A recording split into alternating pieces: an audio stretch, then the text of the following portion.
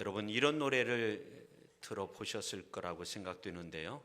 가는 세월 그 누구가 막을 수가 있나요? 흘러가는 시냇물을 막을 수가 있나요? 2019년도 새해가 되어서 송구영신 예배를 드린 지 엊그제 같은데 벌써 한 해 끝에 서서 송년주의 예배를 드리게 되었습니다. 정말 세월이 빠르게 지나갑니다. 이 세상에는 멈춰지지 않고 빠르게 지나가는 것이 세 가지가 있다고 하는데, 흐르는 물, 그 다음에 활쉬위를 떠난 화살, 가는 세월, 이 세 가지라고 합니다. 그래서 윤항기 씨가 지금은 목사님이 되었는데 그런 노래를 불렀던 것 같습니다. 가는 세월 그 누구가 막을 수가 있나요? 흘러가는 시냇물을 막을 수가 있나요?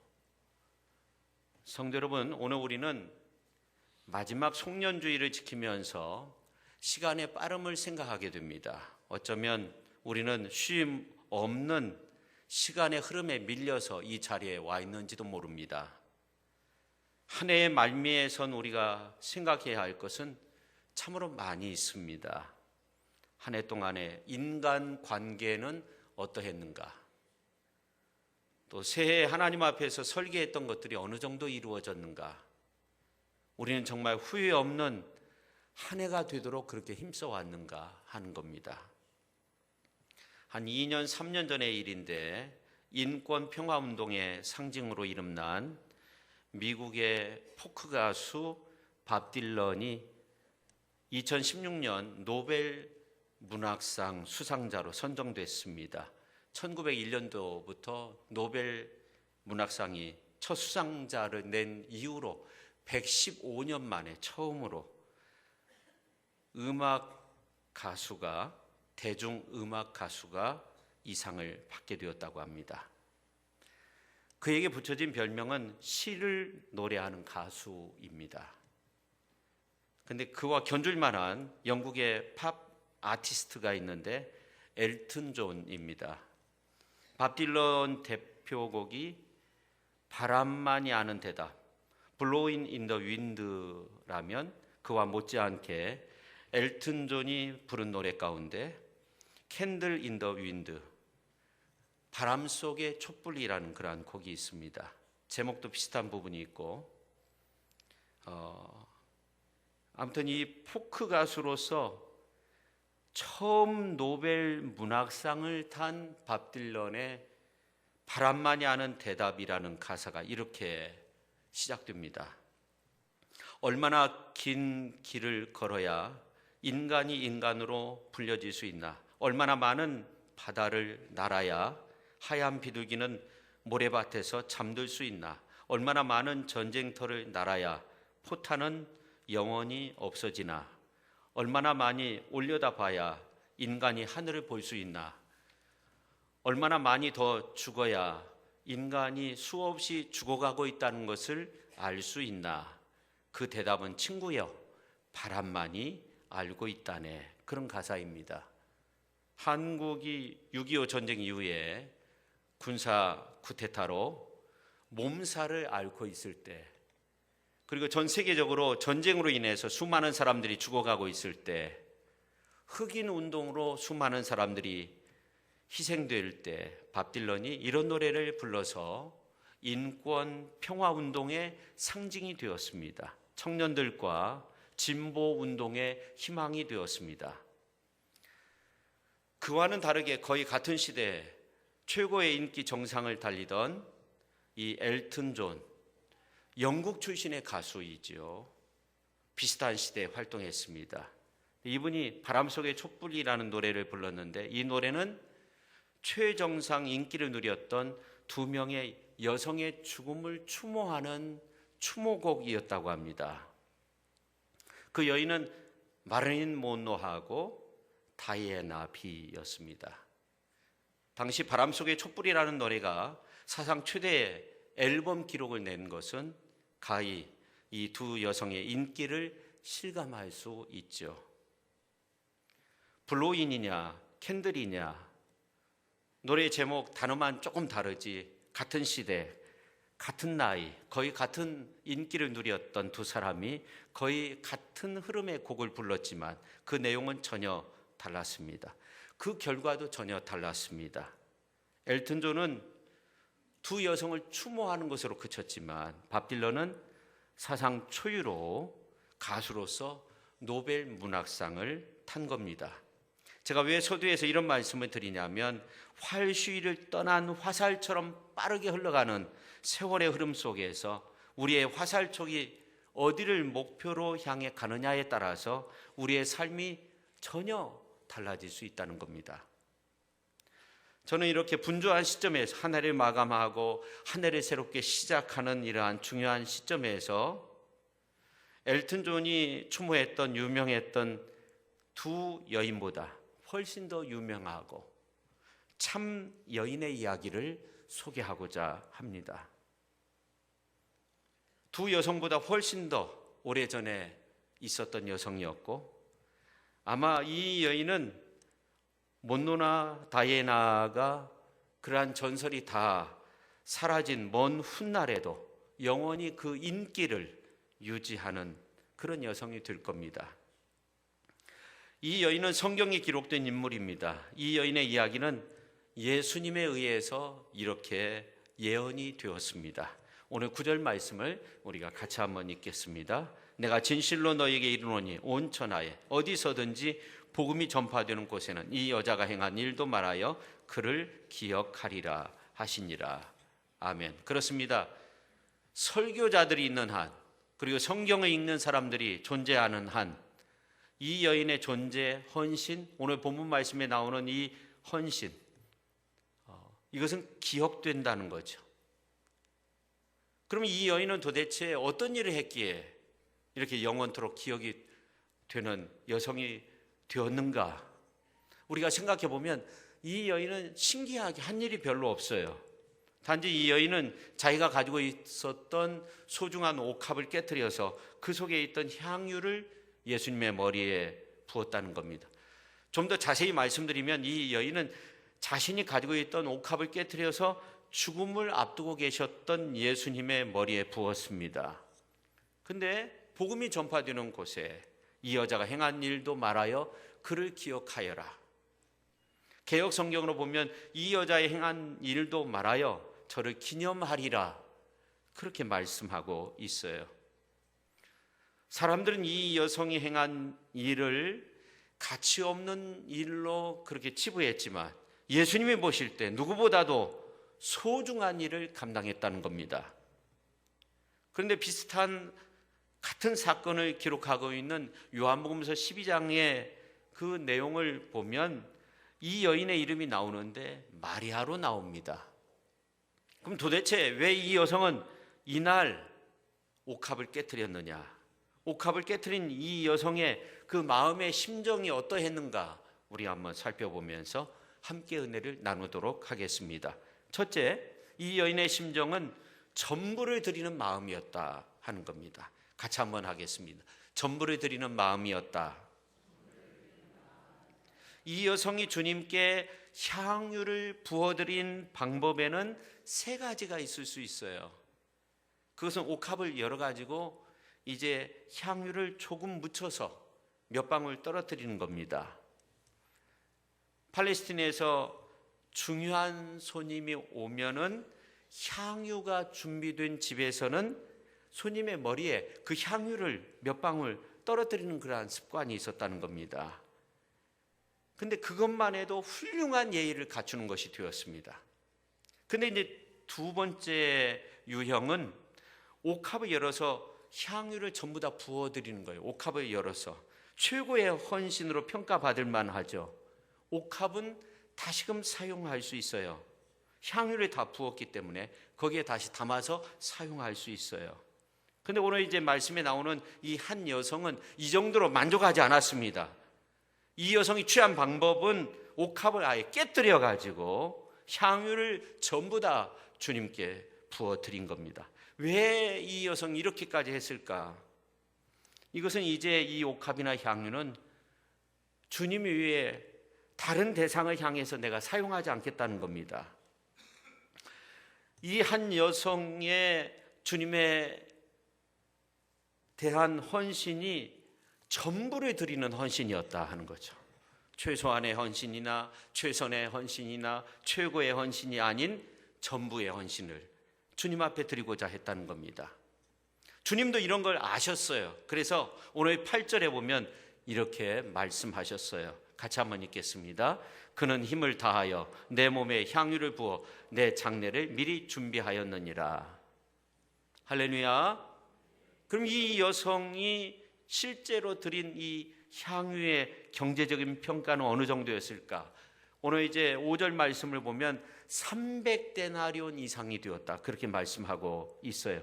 오늘 본문 말씀이 기록될 그 당시 예수님이 살았던 그 지역에서 성인 노동자가 열심히 하루 일하면 받는 품삯이 한 데나리온, 하루 품삯이 한 데나리온이었습니다. 이 300데나리온이라고 하는 것은 300날의 품삯이었죠. 지금으로 따지면 1년치 품삯 이상의 액수가 되는 큰 돈이었다는 겁니다. 그 이상이 되었다. 300데나리온 이상에 팔아, 그렇게 말씀하고 있어요. 지난 11일에 태국에서 있었던 일인데, 바닷가에 다니면서 쓰레기를 주우면서 살던 한 남성이 있었는데 용연향 17kg를 주운 거예요. 근데 이 용연향의 가격이 무려 8억이 되었다고 합니다. 놀라지도 않네요. 8억이 되었다고 합니다. 수컷 향유 고래 배설물인데 이것이 이제 그 최고의 향수 재료로 쓰인다고 합니다. 아마 한 여성이 옥합에 가지고 있었던 향유도 그런 용연향이 들어있는 최고급의 향유였던 것 같아요. 근데 이 여인은 옥합을 깨뜨려서 이 향유를 예수님의 머리에 부어서 다 사용했다는 거예요. 전적인 헌신을 했다는 겁니다. 헤브너라는 유명한 설교가가 있는데 이분이 전적인 헌신이라는 오늘 이제 본문 말씀을 가지고 그런 설교를 한 거예요. 예배 마치고 한 여인이 와서 목사님 왜 가능하지도 않는 전적인 헌신을 하라고 그렇게 설교하십니까? 한 80%만 헌신하라고 설교하는 것이 현실적인 그런 도전의 말씀이 아닐까요? 그때 헤브너가 이런 반문을 했다고 합니다. 부인, 당신은 당신의 남편이 당신에게 80%만 헌신하고 나머지 20%는 다른 대상에 헌신해도 만족하겠습니까? 그러면서 다시 이런 말을 했다고 해요. 우리의 헌신이 전적인 헌신이 아니라면 그것은 진정한 헌신이 아닙니다. 그런 말을 했다고 합니다. 한 여성이 옥합을 깨서 예수의 머리에 부어드린 헌신은 전적인 헌신이었다. 전부를 주님 앞에 드리고 싶은 그런 마음이었다 하는 겁니다. 저는 올 한 해 뒤돌아보면서 우리가 과연 하나님 앞에서 전부를 드리는 그러한 삶을 살았는가 고민해 봐야 된다고 합니다. 전적인 헌신의 모습이 있었는가 한번 생각해 봐야 된다고 합니다. 전적인 헌신은커녕 제로에 가까운 헌신이라면 내 가진 향유옥합을 조금이라도 열어서 주님 앞에 올려드리는 그러한 복된 삶을 살기로 결단할 수 있어야 됩니다. 할렐루야. 갈수록 메말라가는 이때 우리가 주님 앞에 내 삶을 드리는 그러한 복된 삶의 주인공들이 다 될 수 있기를 예수님의 이름으로 축원합니다. 그 다음에 두 번째, 이 여인의 심정은요, 주님을 향한 사랑의 마음이었다 하는 겁니다. 같이 하겠습니다. 주님을 향한 사랑의 마음이었습니다. 오늘 이제 3절 말씀을 한번 보세요. 예수께서 베다니 나병 환자 시몬의 집에서 식사하실 때 그렇게 말씀하고 있어요. 나병 환자 시몬의 집이라고 그렇게 말씀하고 있어요. 근데 좀 우리가 읽어보면 이 시몬의 집에 차려진 이 식탁이 평범한 식탁이 아니라 주님의 은혜에 감사하기 위한 보은의 성격이 있었다는 겁니다. 제가 서두에서 잠깐 말씀드렸는데 오늘 이제 본문 말씀과 평행구가 요한복음서 12장에 있는 말씀이에요. 근데 이 12장에 있는 말씀을 살펴보면 이 보은의 잔치였다는 것을 우리가 정확히 알 수 있어요. 근데 12장에 있는 말씀을 보면 향유를 부은 여인이 나사로의 동생 마리아였다, 그렇게 말씀하고 있어요. 요한복음서 12장 1절에 있는 말씀을 보면 예수께서 죽은 자 가운데서 살리신 나사로에 있는 곳이라.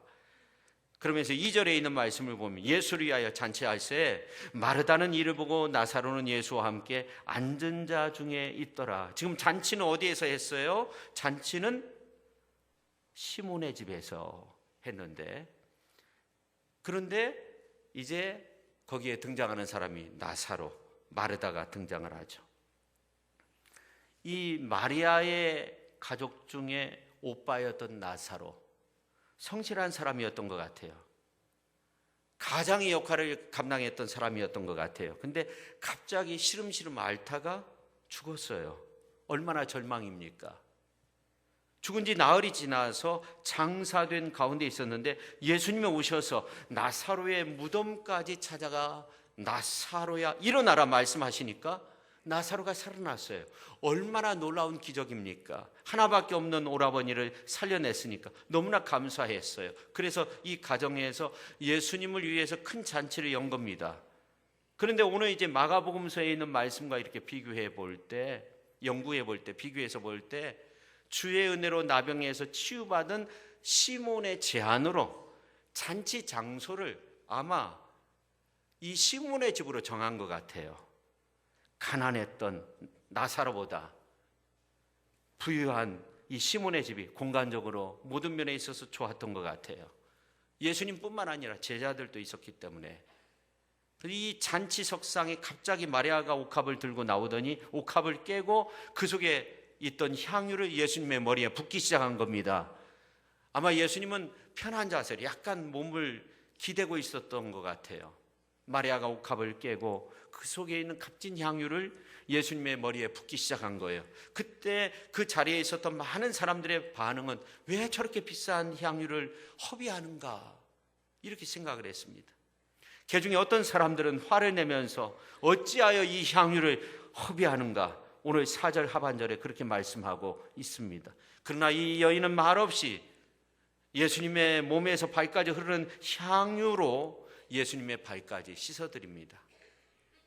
저는 이것이 주님을 향한 사랑의 마음이었다, 그렇게 생각돼요.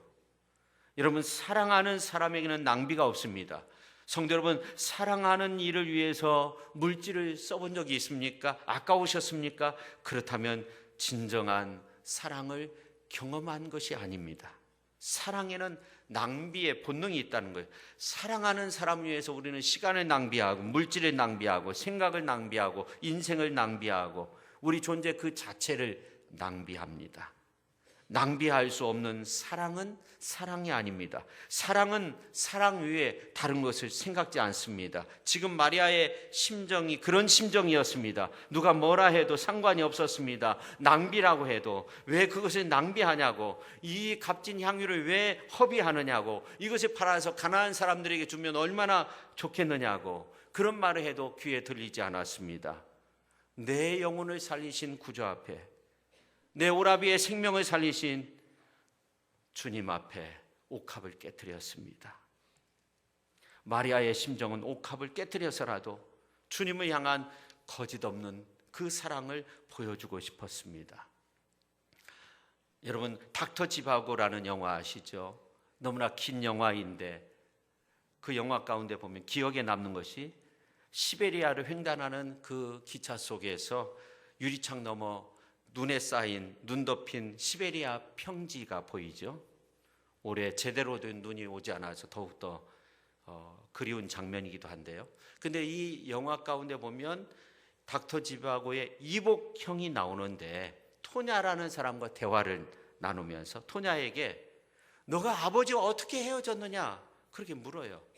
그러니까 대답하기를 혁명의 와중이었고 거리에는 불이 났었고 도망가는 중에, 그렇게 대답을 이어가요. 그러니까 물어요. 헤어지게 된 진짜 이유가 무엇이지? 그러니까 토냐가 입 밖에 내고 싶지 않은 말을 하게 돼요. 사실은 아버지가 제 손을 놓아버렸어요. 그때 토냐에게 말해요. 사실을 말해주지. 코마로프스키는 너의 친아버지가 아니었다. 너의 아버지는 닥터 지바고다. 만일 너의 손을 잡고 뛰던 그 사람이 친아버지였다면 거리에 불이 나도 혁명의 와중에도 절대로 너의 손을 놓지 않았을 것이다.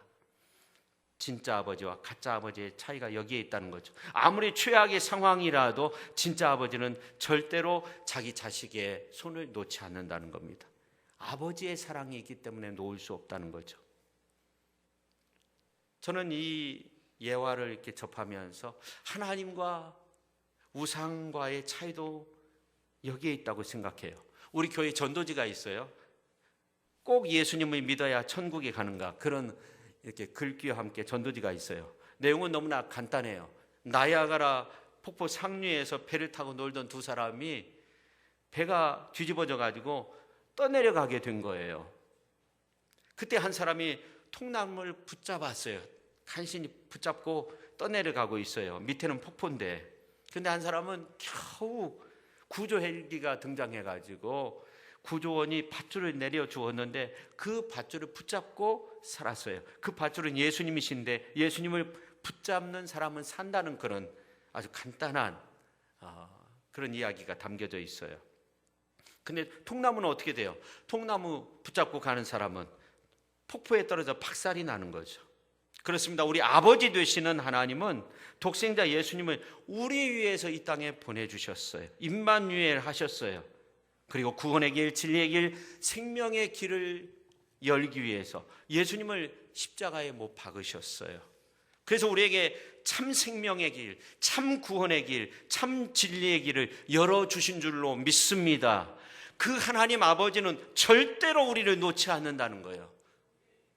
돈, 건강, 명예, 젊음, 부모, 자녀, 아내, 남편, 이웃도 죽음이 오면 마침내 나의 손을 놓게 되어 있어요. 그러나 하나님 아버지는 우리의 손을 놓지 않는 거예요. 죽음이 우리를 홀로 있게 하면 할수록 강력하게 우리의 손을 붙드시는 거예요. 그러니 언제나 우리와 함께 하셔서 우리를 선한 길로 인도하시는 하나님을 만나서 그분과 함께 우리가 인생의 길을 걸어야 돼요. 그분의 손을 놓아서는 안 돼요. 올 한 해 돌아보면서 우리의 삶의 처지 형편이 어려워서 마치 하나님이 우리를 버린 것처럼 그렇게 느껴지십니까? 그렇지 않습니다. 하나님은 절대로 우리를 버리지 않아요. 우리의 손을 놓지 않아요. 이사야서 41장 10절에 있는 말씀을 보니까 두려워하지 말라, 내가 너와 함께함이라. 놀라지 말라, 나는 내 하나님이 됨이라. 내가 너를 굳세게 하리라. 참으로 너를 도와주리라. 참으로 나의 의로운 손으로 너를 붙들리라. 할렐루야. 그렇습니다. 마리아는 그런 주님을 사랑하였던 거예요. 끝까지 나를 붙들고 계시는 주님, 내 오라버니를 살려주셨던 그 주님, 나를 구원하신 그 주님을 붙잡고 있었던 겁니다. 그리고 그 사랑의 마음을 표현한 겁니다. 교회사가인 라투넷이라는 사람이 교회 역사를 연구하면서 중요한 결론을 얻었는데, 교회를 지켜온 사람은 누군가 하는 겁니다. 신학자가 아니고 정치가도 아니고 부유한 사업가도 아니고 이름 없이 인정함 없이 주의 재단에 사랑을 바친 수많은 성도들, 바로 그들이 에클레시아, 교회의 주인들이었다. 그런 말을 했어요. 다른 말로 표현하면 마리아와 같은 성도들, 그들이 주님의 몸된 교회를 지켜온 주역들이라는 거죠. 옥합을 깨트리는 마음, 주님을 향한 일편단심의 사랑의 마음, 그런 사람들에 의해서 교회는 성장하고 교회는 하나님의 영광을 드러낼 수 있고 교회는 주의 복음을 전할 수 있는 겁니다.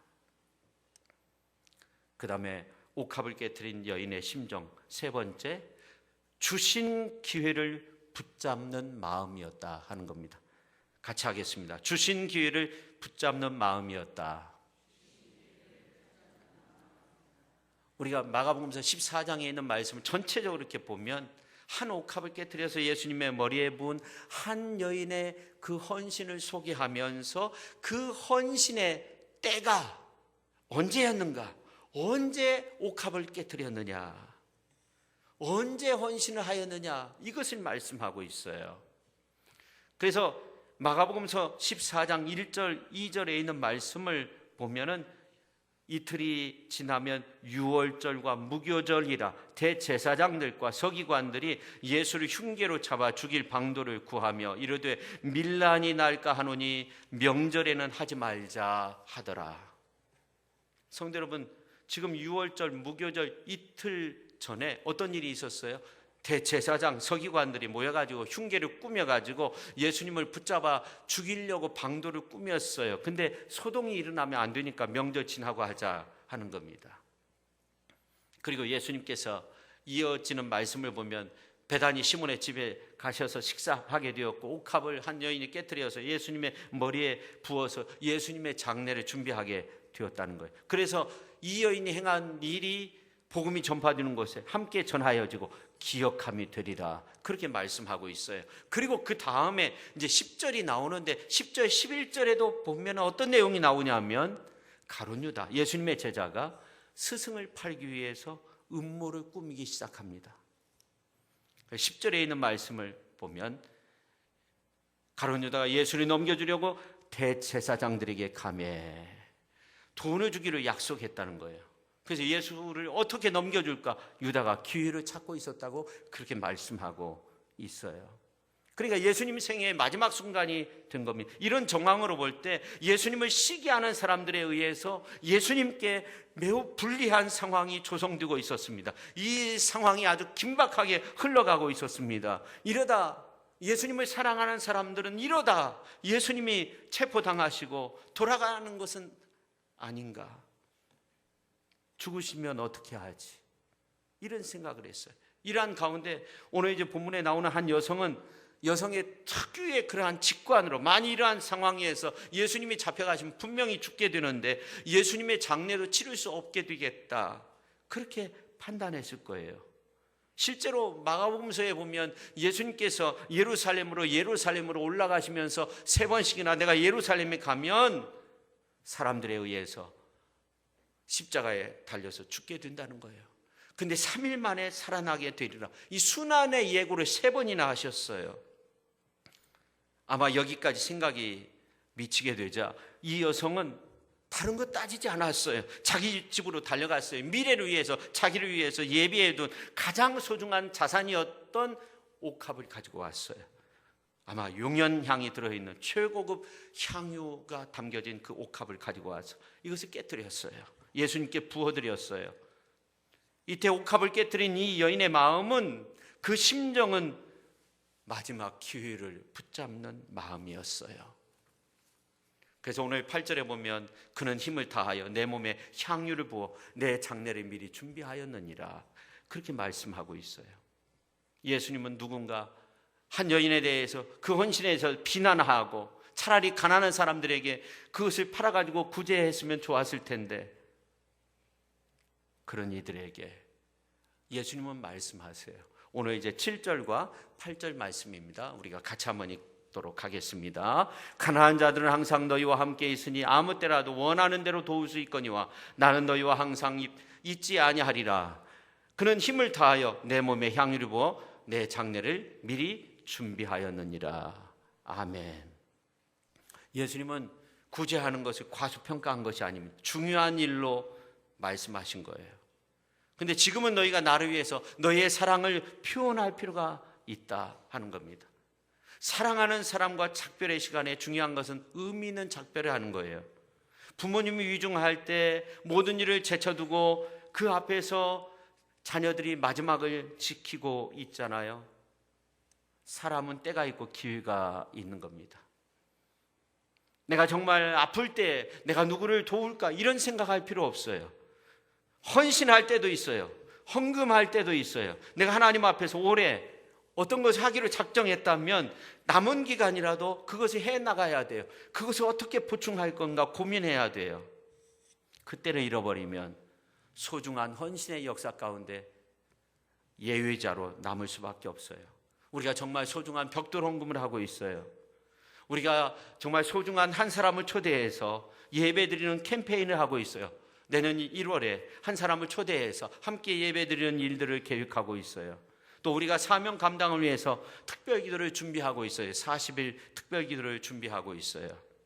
여러분 특별히 사명 감당을 위한 새벽 기도에 꼭 참여할 수 있기를 주님의 이름으로 간절히 축원드립니다. 성도 여러분, 우리가 교회 큰 행사를 앞두고 40일간 기도의 시간을 가지려고 해요. 저는 사명자는 기도의 사람이 되어야 한다고 믿습니다. 저를 비롯한 많은 사명자들이 내가 정말 하나님 앞에 기도하면서 내 사명 감당하리라 다짐하는 주의 종들이 되어야지, 그렇지 않으면 안 돼요. 예수님도 기도하며 사명 감당하셨어요. 특히 예수님의 12제자를 선택하실 때는 밤이 맞도록 기도하시고 세우셨어요. 하물며 우리가 기도해야 되지 않겠습니까? 겸손하게 주의 사명을 감당해야 되지 않겠습니까? 주님도, 하나님의 아들도 기도하면서, 철학 기도하면서 제자들을 택하여 세웠는데 우리가 기도해야 되지 않겠습니까? 오늘 이제 본문 6절에 이렇게 말씀하고 있습니다. 그가 내게 좋은 일을 하였다. 오늘 이 여성을 향해서 하는 말입니다. 이 여성이 한 일에 대해서, 옥합을 깨트린 이 여성의 한 일에 대해서 그가 내게 좋은 일을 하였다. 칼론이라는 말인데 아름다운 일을 하였다 하는 겁니다. 성도 여러분, 우리 모두 아름다운 역사에, 이 아름다운 역사에 한 교우도 빠짐없이 그 아름다운 역사에 동참할 수 있기를 예수님의 이름으로 축원합니다. 특별히 내년도에 우리 모든 전 교인들이 성경을 일독하려고 합니다. 달력도 그렇게 새롭게 만들었습니다. 교회 달력을 만들어서 성경 일독할 수 있도록 여러분 이 일에 모두 다 동참할 수 있기를 예수님의 이름으로 축원합니다. 기회가 주어져 있을 때 그 기회를 잃지 않고 주님을 섬길 수 있는 그 아름다운 성도가 될 수 있어야 돼요. 빅터 유고는 인간이 사용할 수 있는 모든 자원 가운데 가장 귀한 것은 기회라고 했습니다. 이제 말씀을 마치려고 해요. 크리스찬 유머 가운데 이런 유머가 있어요. 한 성도가 하나님 앞에 기도했습니다. 하나님, 저에게 조금 더 경제적인 여유가 있다고 한다면 제가 하나님 앞에 헌금을 드릴 수 있을 텐데 하나님, 저에게는 여유가 없습니다. 그 성도가 또 이런 기도를 했습니다. 하나님, 저에게 재능이 좀 있으면 남들처럼 아주 멋지게 주님 앞에 헌신하고 싶은데, 섬기고 싶은데 저에게는 재능이 없습니다. 그 성도가 또 기도를 했습니다. 하나님, 제가 조금만 시간이 더 있으면 시간을 들여서 주님과 주님의 몸된 교회를 섬길 터인데 저에겐 시간 여유가 없습니다. 주님은 그를 불쌍히 여겼습니다. 그에게 재물을 주셨습니다. 시간도 주었습니다. 그리고 재능도 주셨습니다. 그런데 하나님이 기다리셔도 드리는 모습이 전혀 보이지 않았습니다. 그래서 하나님은 한날에 그에게 주셨던 재물, 재능, 시간 거두어 가셨습니다. 그랬더니 그가 이렇게 기도했다고 합니다. 하나님, 한 번만 더 옛날처럼, 예전처럼 재물을 주시옵소서. 한 번만 더 예전처럼 시간을 주시옵소서. 한 번만 더 저에게 재능을 주시면 제가 기꺼이 주님을 섬기겠습니다. 간절히 기도하고 또 기도했습니다. 주님이 말씀하셨습니다. 어떤 말씀하셨을까요? 타임아웃 그랬다고 합니다. 기회는 지나갔다는 거죠. 여러분, 주신 기회에 주신 선물로 주님을 섬기는 아름다운 역사에 여러분 모두 참여하여서 하나님이 기억하시는 아름다운 성도님들이 다 되실 수 있기를 예수님의 이름으로 축원합니다. 하나님이 우리를 부르실 때 여러 가지 방법을 통해서 부르십니다. 일찍이 저희 가정을 구원의 은혜로 부르실 때 저희 어머니가 100일 동안 아무것도 먹지 못하고 거의 돌아가실 뻔했는데 전도받고, 아주 오래전의 이야기인데 교회 나가 지금까지 새벽 기도를 다니면서 가족 구원시켰고 주의 종들을 많이 세웠습니다. 여러분의 가정 가운데 어떤 어려운 문제가 있을 때 부모가 예수께 나와야 할 때가 있어요. 아내로 인해서 남편이 주 앞에 바로 서야 할 때가 있고, 자녀로 인해서 부모가 주 앞에 바로 서야 할 때도 있어요. 하나님은 여러 가지로 우리를 이끄십니다. 그때는 그저 주 앞에 손들고 나와서 살려달라고 그렇게 기도해야 될 때가 있어요. 하나님의 사인이 났는데 타임아웃 그렇게 되어서는 안 되죠. 언제나 주 앞에 나와 기도하며 주님을 찾고 주님을 향해 문 두드리며 살아가는 믿음의 성도님들이 다 되실 수 있기를 예수님의 이름으로 축원합니다. 기도하겠습니다. 하나님 아버지, 옥합을 깨트려서 그 값진 향유를 주님의 머리에 부어드린 한 여인의 심정을 생각하면서 우리가 2019년도를 되돌아볼 수 있게 해주시니 감사합니다. 우리의 삶을 되돌아보며 우리가 다시금 결단할 수 있게 해주시니 감사드립니다. 주님이 타임아웃이라고 그렇게 휘슬을 불기 전에 우리가 하나님 앞에 우리 자신을 다 내려놓고 기도하고 하나님 의지하며 말씀 안에서 아름다운 성도로서의 그 길을 걸어갈 수 있는 훌륭한 능력의 사람들, 하나님의 사람들이 다 되게 하여 주옵소서. 올 한 해 그렇게 하지 못했다면 남은 시간, 아니 새해 그렇게 결단하면서 새롭게 시작할 수 있는 저희들 모두가 되게 하여 주옵소서. 예수님의 이름으로 기도 올리옵나이다. 아멘.